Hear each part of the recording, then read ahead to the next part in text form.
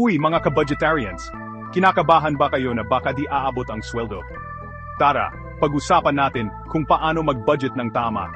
Una, ilista natin lahat ng income, yung mga pumapasok na pera.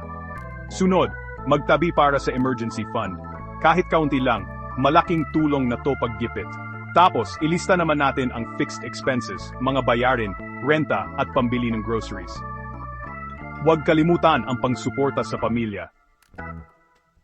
Maglaan talaga ng specific amount para sa kanila. Pagkatapos, planuhin naman natin ang variable expenses, yung mga hindi fixed gaya ng pagkain sa labas o shopping.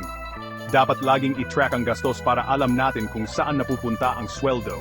At syempre, huwag nating kalimutang mag-ipon para sa future. Kahit maliit lang, simulan na natin ngayon. Pwede magbukas ng savings account o dahan-dahang mag-invest sa siguradong investment. Kaya mo yan. Sundan lang ang budget plan na to at makikita mo na mas tatagal ang sweldo mo. Happy budgeting! This is Financial Advocate Ron.